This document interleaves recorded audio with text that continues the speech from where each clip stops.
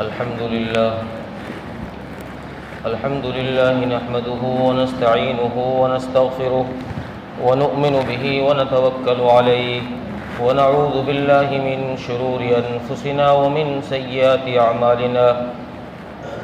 من يهده الله فلا مضل له ومن يضلله فلا هادي له ونشهد أن لا إله إلا الله وحده لا شريك له ونشهد أن سيدنا ومولانا محمدا عبده ورسوله أما بعد فأعوذ بالله من الشيطان الرجيم بسم الله الرحمن الرحيم قد أفلح من تزكى وذكر اسم ربه فصلى بل تؤثرون الحياة الدنيا وقال النبي صلى الله عليه وسلم لكل قوم عيد وهذا عيدنا أو كما قال عليه الصلاة والسلام۔ غیور نوجوان دوستوں اور بھائیوں، اللہ تبارک و تعالیٰ کا بے انتہا شکر ہے، اس کا احسان ہے، اس کا کرم ہے کہ اس نے ہم سب کو یہ مبارک موقع عنایت فرمایا کہ ہماری زندگیوں میں عید کی خوشیاں آئی ہیں اور ہمیں یہ عید کا دن نصیب ہوا ہے۔ ہر قوم، ہر مذہب، ہر ملت کے اندر کچھ تہوار مقرر ہوتے ہیں، کچھ خوشی کے دن منائے جاتے ہیں، طے ہوتے ہیں۔ اسی طریقے سے اسلام نے بھی دو خوشی کے دن، دو عید کے دن متعین کیے ہیں، لیکن دیگر قوموں کی عیدوں کے اندر، دیگر قوموں کے تہواروں کے اندر اور اسلام کے تہوار کے اندر ایک فرق ہے۔ وہ یہ ہے کہ دیگر قوموں کے جو تہوار ہوتے ہیں، ان کی جو خوشی کے دن ہوتے ہیں، ان میں صرف خرافات اور نفسانی خواہشات ہوتی ہیں اور کچھ نہیں ہوتا۔ اسلام نے جو عید مقرر کی ہے، اس خوشی کے دن میں سب سے پہلے اللہ تبارک و تعالیٰ نے مسلمانوں کو اس طرف متوجہ کیا ہے کہ پہلے شکرانے کی 2 رکعت نماز ادا کرو، پہلے میرے سامنے سجدہ ریز ہو، اس کے بعد خوشی مناؤ۔ گویا اس طرف اشارہ دیا ہے کہ جیسے تم مصیبت اور پریشانی میں، تکلیف میں اور غم میں مجھے یاد کرتے ہو، اسی طریقے سے خوشی میں بھی مجھے یاد کر۔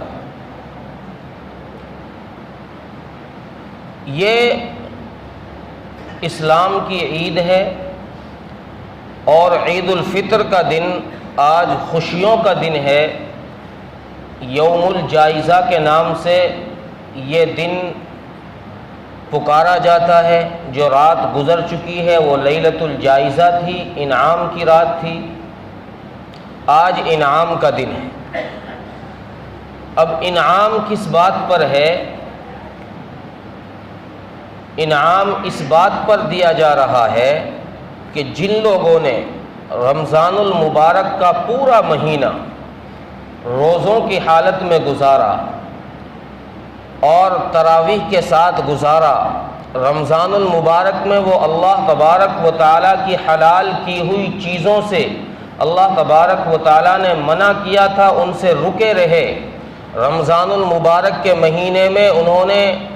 صدقہ اور خیرات کیا، نوافل، ذکر و اذکار، قرآن کی تلاوت، اتنے سارے نیک اعمال کیے ہیں رمضان المبارک کے مہینے میں۔ اب اللہ تبارک و تعالیٰ نے جب اس مہینے کو ختم کیا ہے تو پھر ایک خوشی کا موقع دیا ہے کہ اب تم ذرا خوشی منا، اب تم ایک دوسرے کو مبارکباد دو، اب تم خوشیاں تقسیم کراؤ۔ رمضان کا ایک پیغام یہ تھا کہ جو اعمال ہم نے کیے ہیں رمضان المبارک کے مہینے میں، وہ خواہ فرض اعمال ہوں یا نفلی اعمال ہوں، صدقہ خیرات کی شکل میں ہو یا روزہ اور نمازوں کی شکل میں ہو، وہ اعمال جو ہم نے رمضان المبارک میں کیے، جن اعمال کی وجہ سے ہم نے رمضان المبارک میں مساجدوں کو آباد کیا، رمضان المبارک کی برکت والی گھڑیوں میں ہم جو مساجدوں میں بیٹھے رہے، ہم نے گھنٹوں مسجدوں میں اپنا وقت گزارا، رمضان یہ پیغام دے کر امت مسلمہ کو جا رہا ہے کہ دیکھو یہی اسلام ہے، اس کے علاوہ اسلام نہیں۔ جیسے تم نے اپنے آپ کو رمضان میں جھوٹ بولنے سے روک کے رکھا، چغلی کرنے سے روک کے رکھا، ایک دوسرے کی برائی کرنے سے اپنے آپ کو بچا کے رکھا، جیسے تم رمضان المبارک میں گناہوں سے اپنے آپ کو دور کر رہے تھے، جیسے تم نے رمضان المبارک میں رب کے حکم کو پورا کیا ہے، اسی طریقے سے رمضان المبارک جب گزر جائے تو پھر اسی طریقے سے اللہ کے حکم کو تمہیں پورا سال پورا کرنا ہے۔ کہیں ایسا نہ ہو کہ رمضان المبارک گزرے اور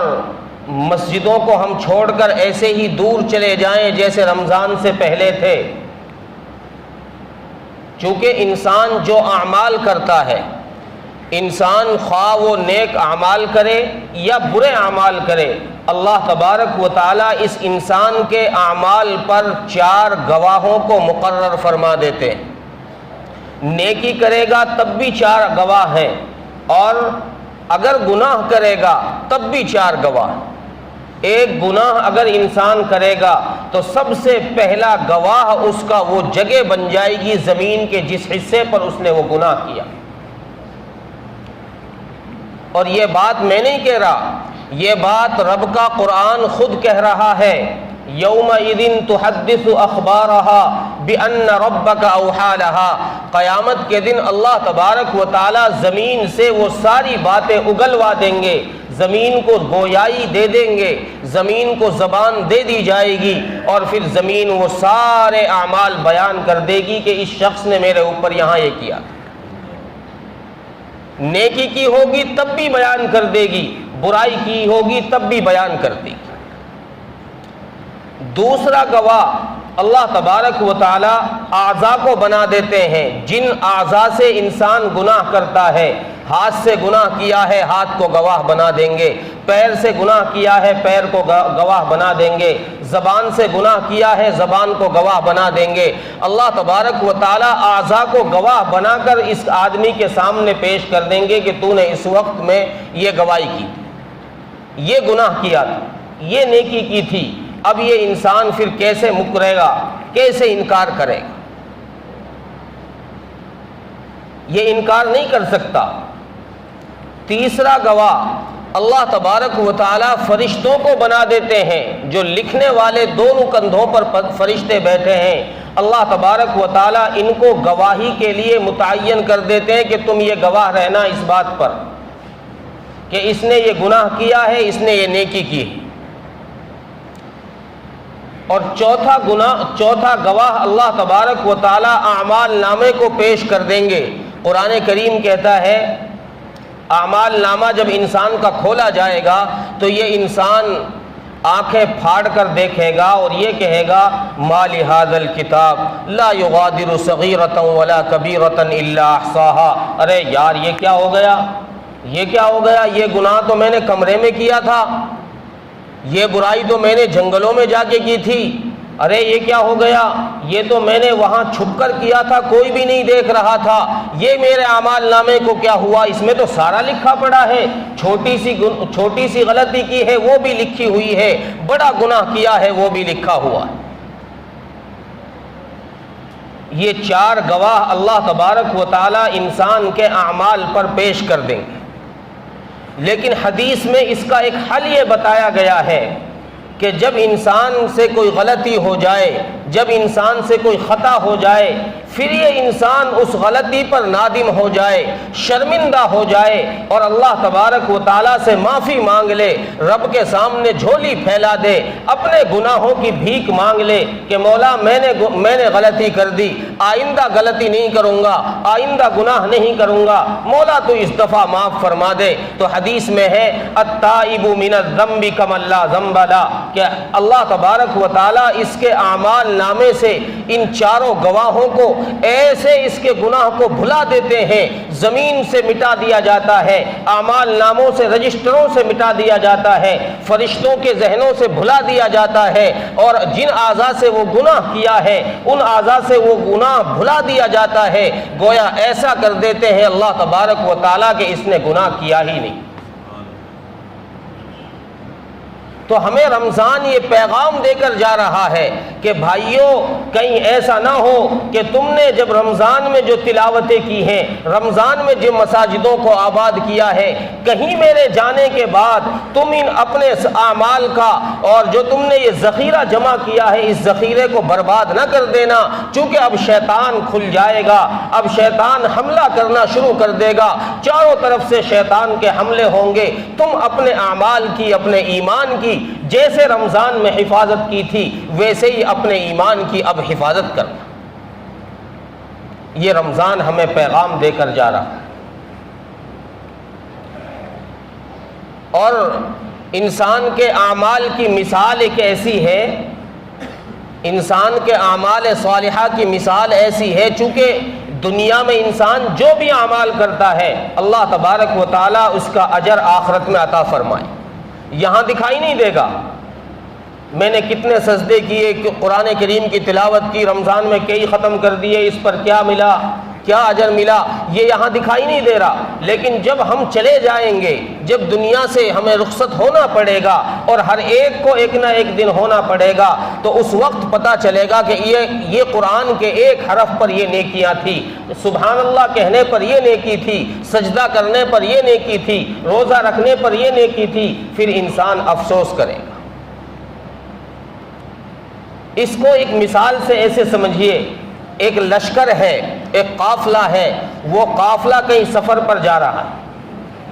اور اس قافلے کو کسی غار کے راستے سے گزرنا ہے جس میں اندھیرا ہوا پڑا ہے۔ اب یہ قافلہ جب اس غار سے گزرا تو ان کے پیروں میں، قافلے والوں کے پیروں میں زمین سے کوئی چیز چبھی۔ ان قافلے والوں نے جو آگے چل رہے تھے، انہوں نے کچھ نے وہ نیچے سے کہا کہ یار یہ پتھر ہے شاید جو پیروں میں چبھ رہے ہیں، ان کو اٹھا لو، کہیں بعد والوں کو تکلیف نہ دیں، اس لیے کچھ نے اٹھائے اور اپنے جیبوں میں ڈال لیے۔ اس کے بعد والوں نے سوچا کہ یار یہ تو اب بھی چبھ رہے ہیں،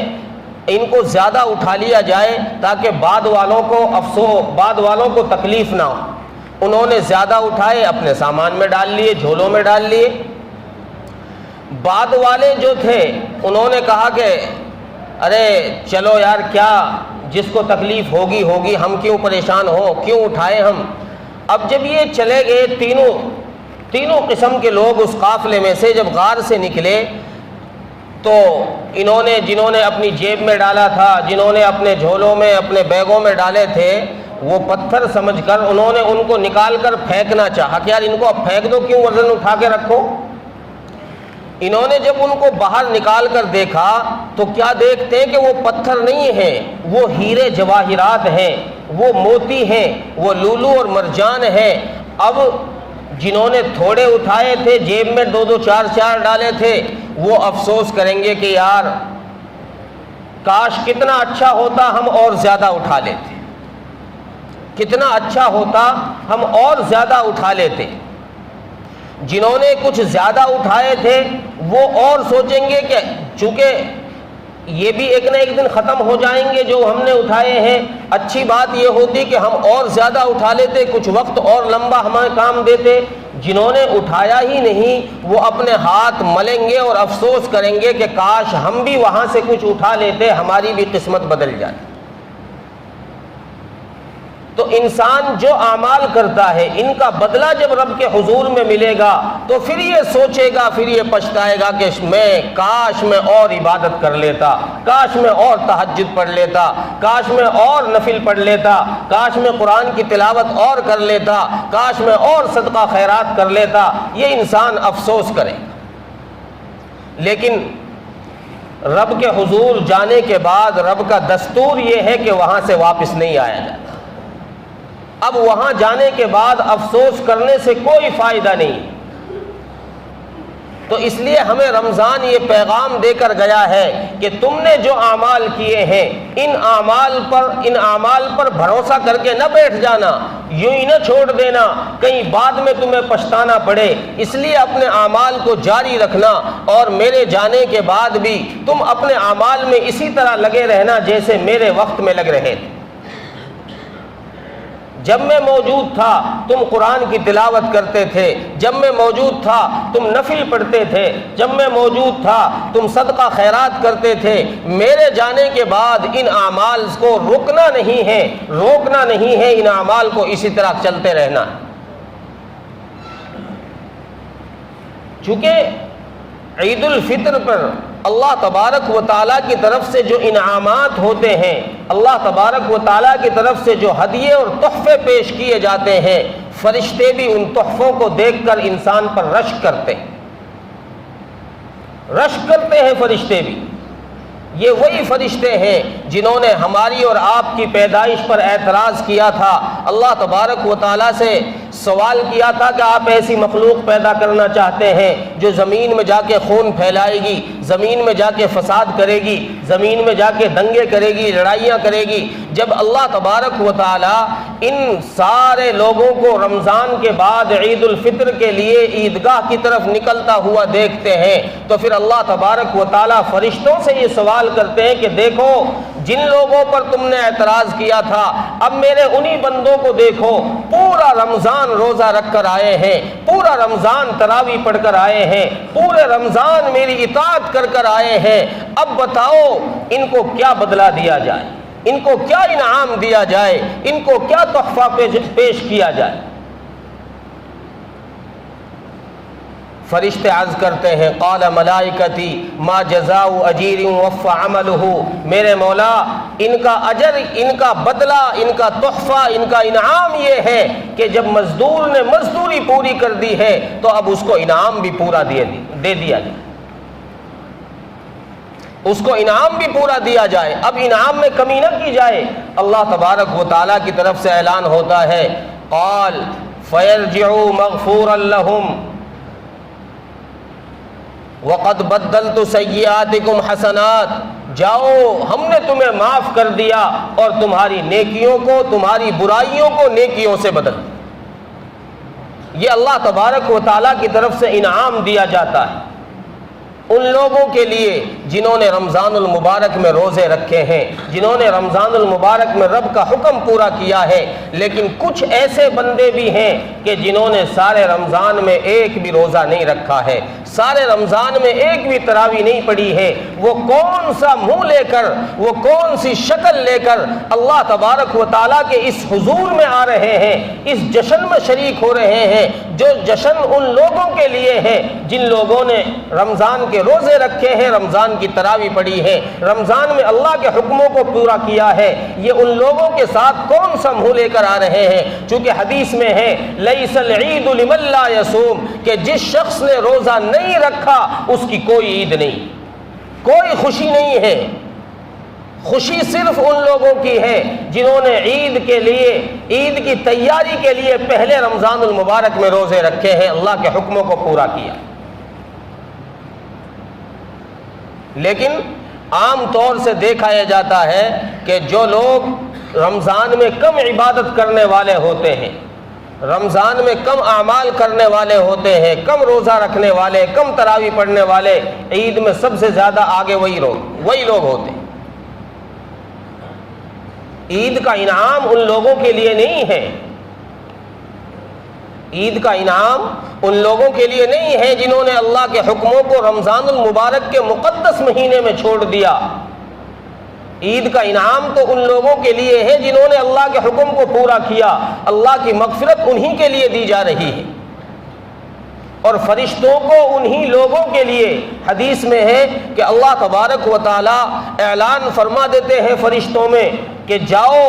اور دنیا میں جا کر ہر گلی کے نکڑ پر کھڑے ہو جاؤ، ہر چوراہے پر کھڑے ہو جاؤ، اور جو میرے بندے میرا حکم پورا کر کے عیدگاہ کی طرف جا رہے ہیں، میرے لیے 2 رکعت شکرانے کی پڑھنے جا رہے ہیں، عید الفطر کی نماز ادا کرنے جا رہے ہیں، جاؤ ان سے جا کر مصافحہ اور معانقہ کر۔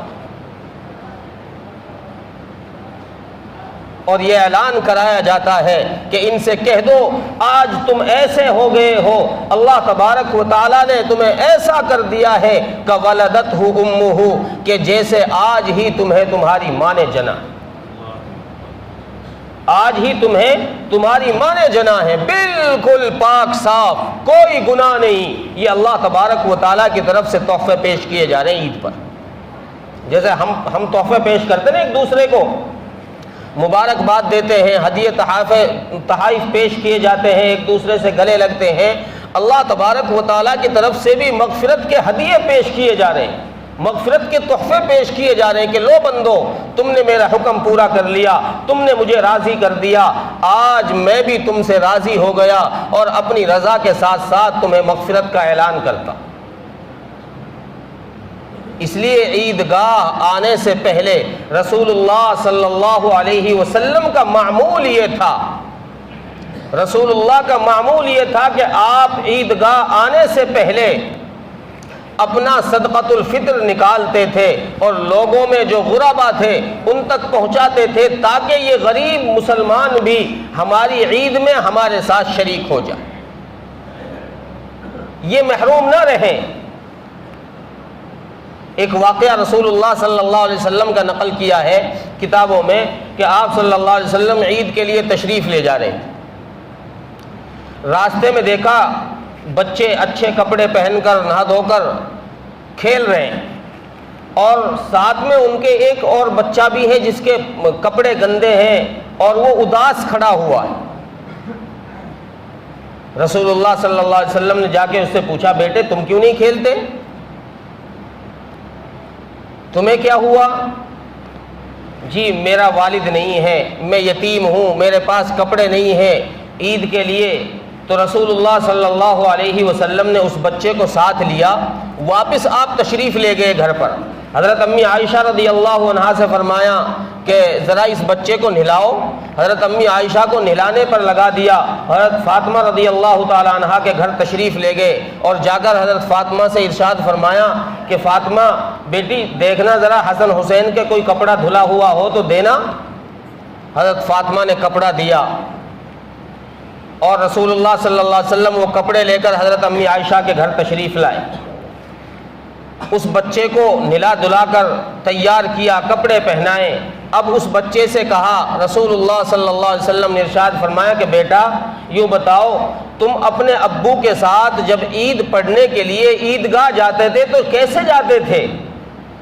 اس نے کہا یا رسول اللہ میں تو اپنے ابو کے کندھوں پر بیٹھ کر جایا کرتا تھا۔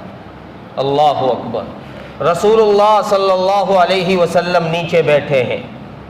اس بچے کو اوپر کندھوں پر بٹھایا ہے اور پھر آپ اس کو لے کر عیدگاہ کی طرف تشریف لے گئے ہیں، اور اس بچے سے بٹھاتے وقت یہ کہا کہ بیٹا کیا تو یہ بات پسند کرتا ہے کہ آج سے محمد رسول اللہ صلی اللہ علیہ وسلم تیرا والد بن جائے اور عائشہ تیری امی بن جائے؟ اس نے کہا جی میں اس بات کو پسند کرتا ہوں، میں اس سے خوش ہوں کہ آپ میرے والد بن جائیں اور امی عائشہ میری امی بن جائیں۔ وہ رسول اللہ صلی اللہ علیہ وسلم کے کندھوں پر بیٹھ کر آپ صلی اللہ علیہ وسلم اسے عیدگاہ کے لیے تشریف لے جا رہے ہیں۔ راستے میں جو بچے کھیل رہے تھے جن کے ساتھ یہ کھڑا تھا، انہوں نے جب دیکھا کہ یار یہ تو کتنا خوش نصیب بچہ ہے، رسول اللہ صلی اللہ علیہ وسلم کے کندھوں پر بیٹھ کر جا رہا ہے، انہوں نے اشارے سے پوچھا بھائی کیا بات ہوئی؟ ابھی تو اداس تھا اور اب تو کہاں سرکار دو عالم صلی اللہ علیہ وسلم کے کندھوں پر بیٹھ کے جا رہا ہے؟ اس نے اشارے میں بتایا کہ آج سے میرے والد یہ ہیں، آج سے میرے والد یہ ہیں۔ پھر آپ صلی اللہ علیہ وسلم اس کو عیدگاہ تشریف لے گئے اور پھر وہ بچے کو اتارا عیدگاہ میں لے جا کر۔ جب وہ بچہ نیچے زمین پر بیٹھنے لگا تو رسول اللہ صلی اللہ علیہ وسلم نے ارشاد فرمایا بیٹا نیچے نہ بیٹھو، ان کو بلایا اور اپنے پاس منبر پر بٹھایا اور امت کو یہ پیغام دیا، امت کے مالداروں کو یہ میسج دیا کہ لوگوں اپنی مال پر اکڑ نہ کرنا کہ کہیں تم غریبوں کو بھول جاؤ، اس لیے عیدگاہ جانے سے پہلے صدقۃ الفطر غریبوں تک پہنچا دو تاکہ ان کے گھروں میں بھی وہ خوشیاں مل جائیں جو تمہیں مل رہی، ان کے بچے بھی نئے کپڑے پہن لیں جیسے تمہارے بچے پہن رہے ہیں۔ یہ رسول اللہ صلی اللہ علیہ وسلم نے پیغام دیا امت کو۔ تو میں عرض یہ کر رہا تھا کہ رمضان المبارک کا مہینہ ہمیں یہ پیغام دے کر گیا ہے کہ جیسے رمضان میں ہم نے مساجد کو آباد کیا، رمضان کے بعد بھی ہم مساجد کو ویسے ہی آباد رکھیں، مساجد ویران نہ کریں، چونکہ مساجدوں کی ویرانی جب ہوتی ہے تو پھر مسجدوں کی دیواروں سے، مساجد کی دیواروں سے اللہ کے حضور میں بد دعائیں امت کے لیے نکلتی، مسجدیں روتی ہیں، بد دعائیں دیتی ہیں۔ جیسے ہم مسجدوں کو سجانے کی فکر رکھتے ہیں، مسجدوں کے رنگ روگن کا خیال کر رکھتے ہیں، ویسے ہم مسجدوں کو آباد کرنے کی فکر کریں، اس کی محنت میں جڑیں کہ جیسے رمضان میں مسجدیں آباد رہی ویسے ہی غیر رمضان میں بھی مسجدیں آباد رہیں۔ عام طور سے دیکھا یہ جاتا ہے کہ رمضان شوال کا چاند نظر آتے ہی، عید الفطر ہوتے ہی مسلمان ایسے غائب ہو جاتے ہیں کہ ہے ہی نہیں، ایسے غائب ہو جاتے ہیں کہ ہے ہی نہیں مسلمان، جبکہ اللہ تبارک و تعالیٰ نے جیسی فرضیت نماز کی رمضان میں تھی ویسی فرضیت آج بھی ہے، نماز کا حکم کم نہیں ہوا ہے، رمضان ختم ہوا ہے، اسلام ختم نہیں ہوا، اسلام ابھی باقی ہے اور اسلام قیامت تک باقی رہے گا، یہ ختم ہونے والا مذہب نہیں ہے۔ اس لیے اپنے اعمال کو سدھارو، اپنی زندگی کو سنوارو اور اس زندگی سے سبق حاصل کرو، اس زندگی سے عبرت حاصل کرو۔ اللہ تبارک و تعالیٰ نے آج ہم سب کو موقع دیا ہے، اللہ اور زندگی دے، اللہ ایمان اور اعمال کے ساتھ ہماری زندگیاں لمبی کرے، ہمیں رمضان المبارک کا مہینہ بھی ہماری زندگیوں میں بار بار آئے، عید الفطر بھی ہماری زندگیوں میں بار بار آئے، لیکن زندگیاں ایسے ہی روٹین پر چلتی رہیں جیسے رمضان میں چل رہی۔ اور اس کا روٹین کا آسان طریقہ، رمضان المبارک میں روزے ہم نے رکھے، اب پورے سال روزے کیسے رکھیں؟ یہ تو بہت مشکل کام ہے، پورے سال روزے رکھیں یہ تو بہت مشکل کام ہے، نہیں رکھ سکتے۔ رسول اللہ صلی اللہ علیہ وسلم نے اس کا حل بتایا۔ اس کا حل کیا بتایا؟ آپ صلی اللہ علیہ وسلم نے ارشاد فرمایا، من صام رمضان ثم اتبع ستا من شوال کان کصیام الدہر، جس آدمی نے رمضان المبارک کے پورے روزے رکھے، جس آدمی نے رمضان المبارک کے پورے روزے رکھے پھر شوال کے 6 روزے اور رکھ لیے تو گویا اس نے پورے سال کے روزے رکھ لیے، اس نے گویا پورے سال کے روزے رکھ لیے جس نے شوال کے 6 روزے رکھے۔ اچھا، شوال کے 6 روزوں میں ترتیب کوئی ضروری نہیں ہے کہ بھئی لگاتار ہی رکھنا ہے، 2 شوال سے شروع کرے پھر یہ لگاتار ہی رکھنے، بس یہ قید ہے کہ شوال کے مہینے میں 6 روزے ہو جائیں، چاہے ایک آج رکھ لو پھر چھوڑ دو پھر رکھ لو، لیکن شوال کے مہینے میں پورے روزے ہو جائیں تو پھر دیکھو انشاءاللہ جو برکتیں رمضان المبارک کے مہینے میں تھی وہ برکتیں رمضان کے بعد بھی ہماری زندگیوں میں رہیں گی۔ اور اگر ہم نے پلہ جھاڑ لیا، نمازیں بھی ٹیم بے ٹیم، نمازیں بھی ناگہ ہوتی رہی، قرآن کو ہم نے اگلے رمضان کے لیے پھر جزدان کے اندر پیک کر کے رکھ دیا تو پھر وہ برکتیں نہیں ملیں گی جو برکتیں رمضان المبارک میں تھی۔ اللہ تبارک و تعالیٰ عزتیں اسی وقت دیتے ہیں جب اللہ تبارک و تعالیٰ کے حضور انسان اپنی پیشانی رگڑتا ہے۔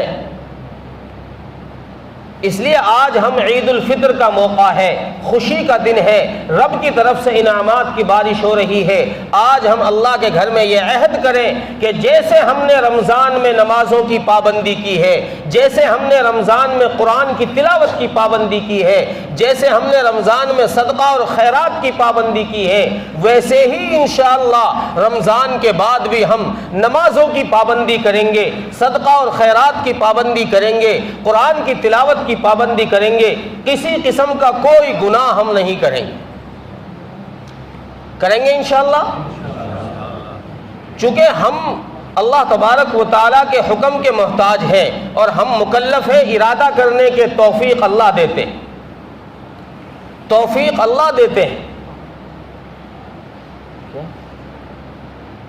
اللہ تبارک و تعالیٰ کی طرف سے توفیق ملے گی تو ہی اعمال کر سکیں گے، اور اللہ توفیق دیں گے تب جب ہمارے اندر میں فکر ہوگی۔ اگر اندر میں فکر نہیں ہوئی، بے فکری رہی، تو پھر اللہ تبارک و تعالیٰ کی طرف سے بھی توفیق ملنے والی نہیں۔ اللہ کسی کو ہاتھ پکڑ کے نہیں لائے گا کہ دکان سے اٹھا کر چلو مسجد میں لے کر آ جائے، کارخانے سے اٹھا کر مسجد میں لے کر آ جائے، ایسا نہیں کریں گے، بلکہ اللہ تبارک و تعالیٰ انسان کی فکروں کو دیکھتے ہیں کہ اس کے اندر کی فکریں کیا ہے۔ جب فکریں ہوتی ہیں تو اللہ تبارک و تعالیٰ توفیق دے دیتے ہیں، اور جب اللہ کی طرف سے توفیق ملنی شروع ہو جائے تو پھر اللہ تبارک و تعالیٰ مغفرت کے بھی فیصلے شروع کر دیتے ہیں، اسباب پیدا کر دیتے ہیں کہ اللہ تبارک و تعالیٰ انسانوں کی، ہم سب کی مغفرت کے جو فیصلے ہیں وہ انشاءاللہ جیسے اب شروع تھے، رمضان میں تھے، ویسے ہی رمضان کے بعد بھی رہیں۔ کیا بات ہے؟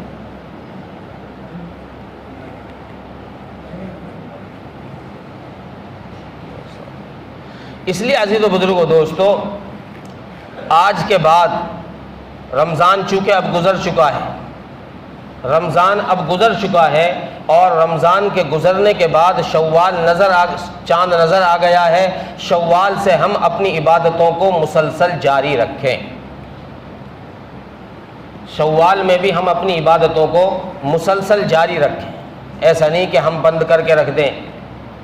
جیسی عبادت رمضان میں ویسی شوال میں انشاءاللہ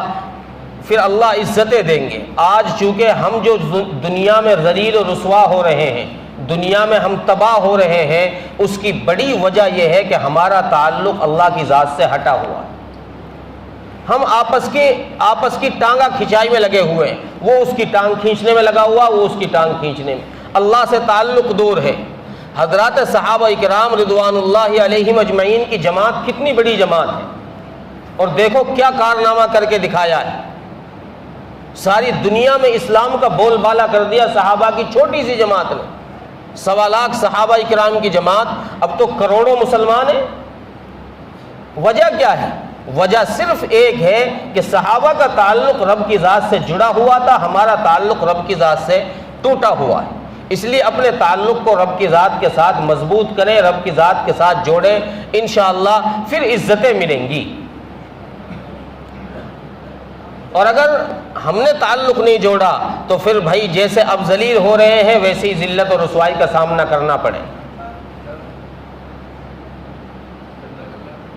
پہلے ہی پہلے کرو، مسجد کا چندہ نماز سے پہلے ہی کر لیں بھائی، اوپر بھی کھڑے ہو جائیں ساتھی،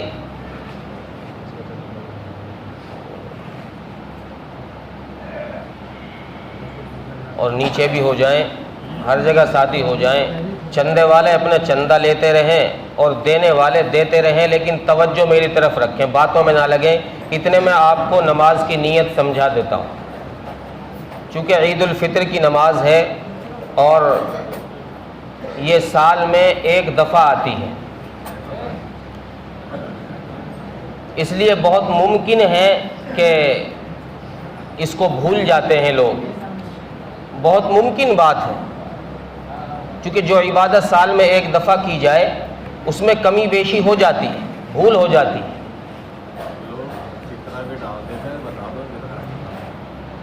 مسجد کے چندے میں فطرہ نہ ڈالیں بھائی، اس میں صرف مسجد کی امداد ہی ڈالی جائے گی، فطرے کے پیسے اس میں نہ ڈالیں۔